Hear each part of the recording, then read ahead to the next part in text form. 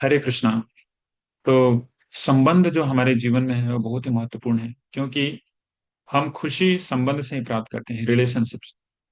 तो हम अपना रिलेशनशिप कैसे बनाएं? कभी कभार होता है कि किसी भक्त के साथ या किसी व्यक्ति विशेष के साथ हमारा रिलेशनशिप अच्छा होता है, लेकिन किसी के साथ उतना अच्छा नहीं होता। किसी के साथ अगर अच्छा रिलेशनशिप बनाने जाइए तो शायद दूसरे उससे नाखुश हो जाए। तो ऐसी स्थिति में कैसे हम सबों को खुश कर सकते हैं, कैसे सबके डियर हो सकते हैं? तो एक बहुत बड़ा चैलेंज होता है, क्योंकि मटेरियल वर्ल्ड में to have all everyone in the same same type relationship very difficult. फिर भी भगवान श्री कृष्ण भगवद गीता में एक युक्ति देते हैं। भगवान श्री कृष्ण 5वें अध्याय के 7वें श्लोक में वर्णन कर रहे हैं कि कैसे कोई व्यक्ति सबके लिए वो डियर बन सकता है। How one person could be dear to everyone. तो भगवान श्री कृष्ण भगवद गीता के 5वें अध्याय के 7वें श्लोक में बोलते हैं। ये भगवद गीता मेरे पास है, सब लोग देखते हैं क्या भगवान बोल रहे हैं। योग युक्तो विशुद्धात्मा विजितात्मा जितेन्द्रियः सर्वभूतात्म भूतात्मा कुर्वन्नपि न लिप्यते।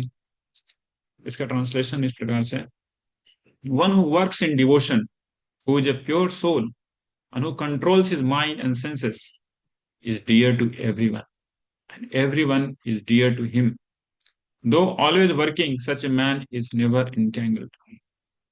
तो यहाँ पे भगवान बोल रहे हैं कि जो भी व्यक्ति अपने कार्य में लिप्त है, लेकिन वह डिवोशन के साथ लिप्त है, योग युक्त है, और दूसरा क्वालिफिकेशन उसका क्या है कि वह है विशुद्ध आत्मा और प्योर सोल।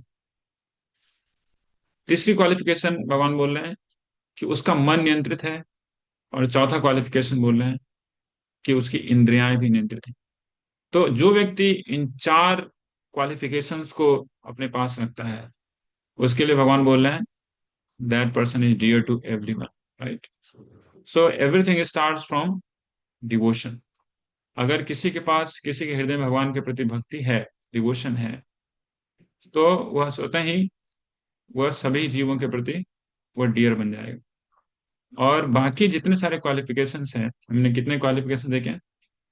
पहला कि उसके हृदय में भक्ति होनी चाहिए, दूसरा वो विशुद्ध आत्मा होना चाहिए, शुद्ध होना चाहिए, तीसरा उसके मन नियंत्रित होने चाहिए, चौथे उसके सभी जो इंद्रियाएं हैं, पंच इंद्रियां, पंच जो पांच वर्किंग सेंसेस हैं, और पांच जो ज्ञान इंद्रियां हैं, ये नियंत्रित होनी चाहिए।